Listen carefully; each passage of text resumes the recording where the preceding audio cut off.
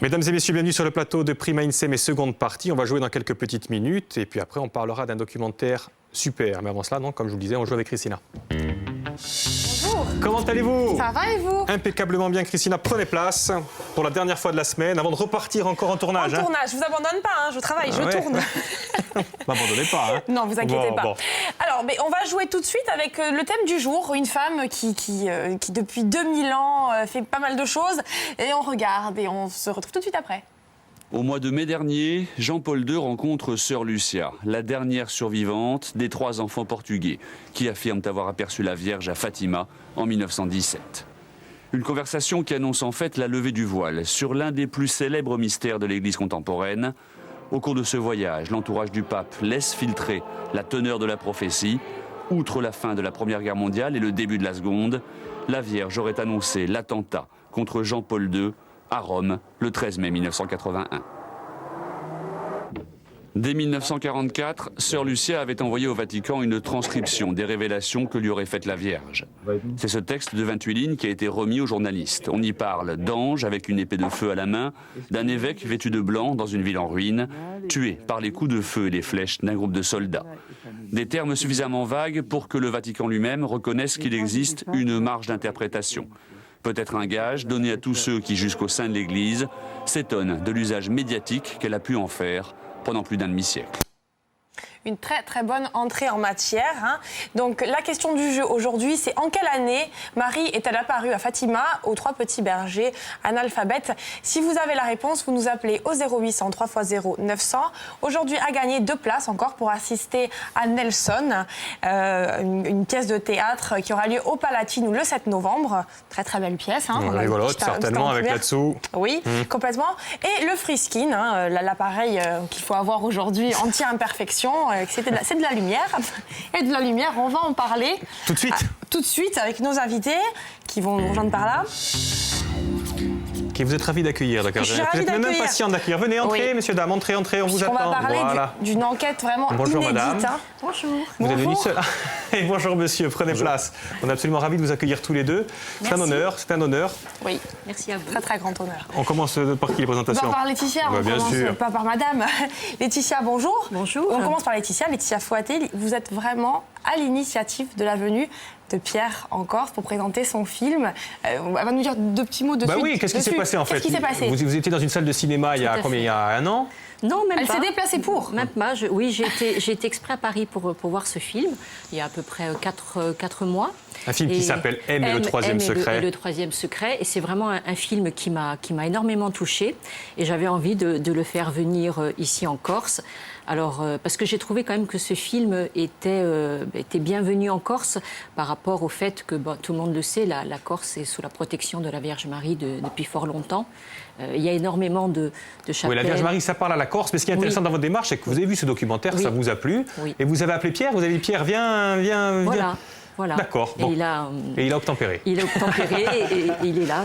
Pierre Barderias, donc vous êtes journaliste, c'est ça? Journaliste, grand reporter. Vous avez fait pas mal de choses dans votre carrière. Envoyé spécial. Et aujourd'hui, cette magnifique enquête qui est inédite puisque c'est la première fois qu'on aborde ce personnage mystérieux, historique, dans un documentaire. C'est la première fois. C'est quand même... C'est ça qui est surprenant. C'est-à-dire que c'est le personnage le plus populaire de la planète qui fait des trucs incroyables, qui cloue le bec à des prix Nobel de médecine, de chimie, et il n'y a jamais rien eu. Donc effectivement, moi en 2008, j'ai commencé à m'intéresser à la lecture du Coran. Et quand j'ai vu que la Vierge était vraiment priée par nos frères musulmans, je me suis dit, tiens, ça peut être aussi une information qui peut nous rassembler plutôt que nous diviser. Parce que moi, depuis quasiment 25 ans, j'essaye de faire une information positive, même si pas positive dans le sens bénéfique du terme, mais dans le sens où voilà, un journaliste, un médian, c'est pour réunir. Voilà. Vous avez fait un... Oui, voilà. Alors, oui. Non, mais je suis ravi parce que moi, je suis très touché par ce film parce que c'est un film qui est sorti sans aucune publicité. Je dis aucune publicité. C'est vrai que c'est un peu de ma faute parce que j'ai pas voulu le présenter à la presse avant, parce que je préférais que le public s'approprie ce film. Et c'est vrai que de voir comme ça, en Corse ou ailleurs, des gens qui s'approprient ce film, qui me font venir, et moi c'est avec grand plaisir, parce que la Corse, mon Dieu, voilà, enfin, je ne vais pas en faire deux, trois. C'est vrai que c'est quand même une île qui est magnifique, l'une des plus belles îles du monde. Et quand Laetitia m'a appelé en disant, écoutez, il faut vraiment venir en Corse pour présenter ce film, et j'ai dit oui tout de suite. Et parce c'est qu'il vrai marche, que parce qu'il marche ce film aujourd'hui, il est sorti de l'anonymat aujourd'hui, il est parmi les plus vus. On est 4e au box-office, des documentaires sortis en 2014. Nous, on est sortis fin 2014. Et pour l'instant, on fait plus d'entrées que 80% des films qui sortent au cinéma, donc c'est colossal. On regarde un extrait. On regarde un extrait. Si à Lourdes, la Vierge guérit grâce à son eau, j'apprends qu'à Fatima, au Portugal, elle a séché 70 000 personnes, au propre comme au figuré.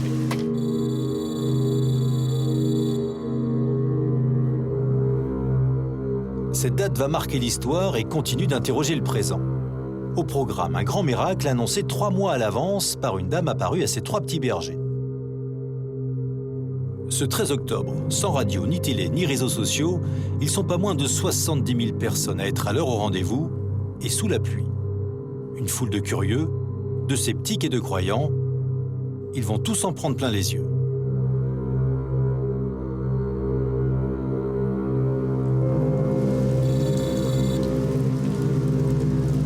J'avais 9 ans à peine.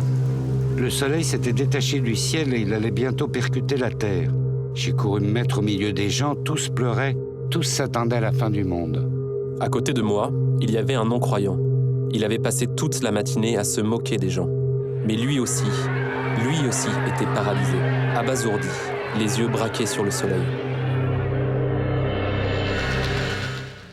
Alors, la Vierge est apparue le 13 mai 1917, la première fois, à ces bergers. Et puis, elle est apparue comme ça tous les 13 de chaque mois, pendant 6 mois. Et les petits bergers n'étaient pas... On ne les croyait pas. Ils étaient un petit peu... Ils ont été même mis en prison, entre guillemets. Ils ont été menacés de mort. Menacés de mort. Et ils n'ont rien dit. C'est ça qui est surprenant. Ils n'ont rien dit. Et donc, la Vierge leur a dit, en octobre, je ferai le miracle pour que tous vous croient. Elle l'avait annoncé.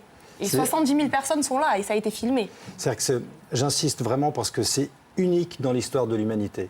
C'est la première fois que dans l'histoire de l'humanité qu'un miracle est annoncé à l'avance et se réalise à heure fixe et date précise sous les yeux de 70 000 personnes quand même.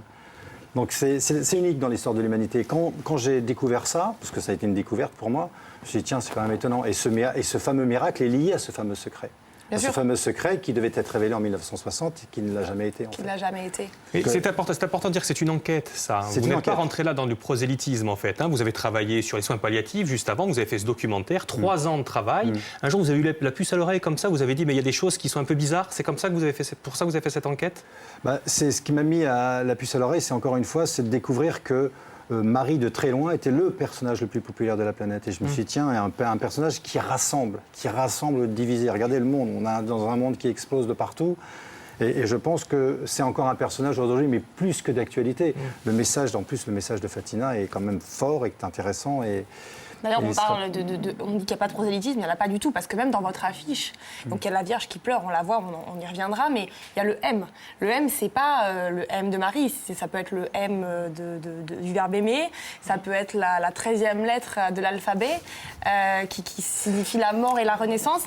Ça peut être beaucoup de choses aussi. Donc on voit vraiment, et les 3 religions, la croix de David, le croissant et la croix.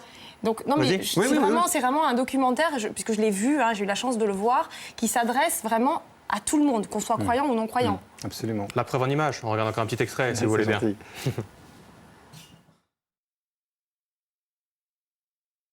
Si vous le voulez bien, en régie aussi, alors. Je m'appelle Mike Sata. Je viens du bout du monde, le Japon, le seul pays à avoir connu l'arme nucléaire. Il y a 30 ans, je suis tombé amoureux de la Bourgogne et de ce château que j'ai essayé de sauver de la ruine pour lui offrir un second souffle. Voulant suivre les traces de mon père et de mon grand-père, je pensais au début devenir médecin pour sauver des vies humaines. Finalement, je me suis retrouvé à construire des instruments de haute technologie dans le domaine de la santé et spécialement dans celui des soins intensifs.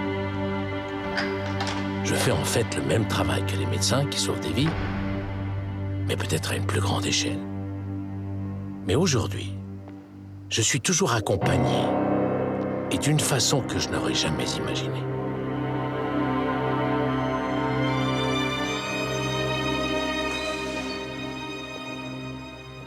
En 1998, ma vie a changé après une découverte qui m'a bouleversé. Cette découverte porte un nom, Notre-Dame de la Bombe.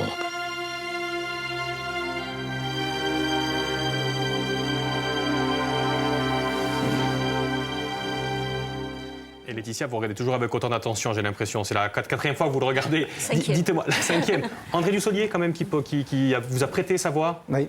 Et Hélène Ségara. Oui, c'est étonnant. André Dussolier, je le connais bien parce qu'il m'avait prêté sa voix pour faire ma série Passeurs d'espoir, qui avait été diffusée sur France 5.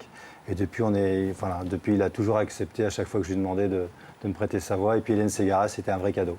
3 ans d'enquête et on se rend compte sur cet extrait qu'on est vraiment en pleine actualité. Bah, écoutez, c'est simple. Quel est le personnage aujourd'hui le mieux informé de la planète, qui dispose à lui seul d'un réseau d'information nettement supérieur aux 3 agences de presse que sont l'AFP, Reuters et l'AP. Ce personnage-là, c'est le pape François. Le pape François vient de répéter pour la 4e fois à qui veut l'entendre que la Troisième Guerre mondiale a commencé. Il n'a pas dit la Troisième Guerre mondiale va commencer, il a dit la Troisième Guerre mondiale a commencé, mais par morceaux. Qui l'entend ? On devrait tous être là en train de dire bon ben, on va essayer de sauver les meubles, on va essayer de se réunir, de faire, je sais pas, des manifestations pour la paix. D'ailleurs, mais moi, j'ai quand même une. Vas-y. Au Japon, elle est apparue. Enfin, on a quand même une bribe de ce troisième secret, puisqu'elle est apparue à une Justement, mais ce troisième secret, là, dans le reportage qu'on a vu au début de l'édition, le troisième secret, c'était soi-disant l'assassinat du pape en 81. Vous me dites que le troisième secret, c'est la Troisième Guerre mondiale. C'est quoi ce troisième secret, alors ? Je dis pas que le troisième secret, c'est la Troisième Guerre mondiale. Ouais. Je dis juste que le pape François vient de dire qu'on est dans la Troisième Guerre mondiale. Donc il n'y a même plus de secret, là. Par contre, le secret, oui, je révèle les grands contours de ce secret.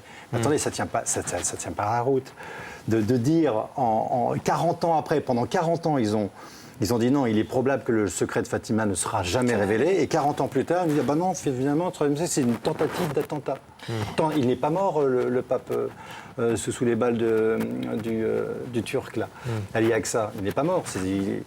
Non, moi, ce que je montre dans le film, c'est que je ne montre pas 3 incohérences, 4, il y en a une quinzaine d'incohérences dans la façon dont ce secret, de cette troisième partie du secret a été révélée. Donc oui, c'est sûr et certain, le Vatican n'a pas révélé cette troisième partie. Ça, c'est sûr. D'ailleurs, il se dit qu'à l'époque, le pape avait révélé le secret à Kennedy, qui quelques mois plus tard a signé les accords pour empêcher la prolifération nucléaire. La fin des essais nucléaires, il serait en 63. Le pape, il dirait à certains et pas à d'autres. Qu'est-ce qu'il nous fait, non, le pape Il choisit à qui dit son secret ? Non, mais par rapport aux États-Unis, il a, je pense, évité à l'époque la Troisième Guerre mondiale. Il serait peut-être bon qu'aujourd'hui, il le donne à Barack Obama.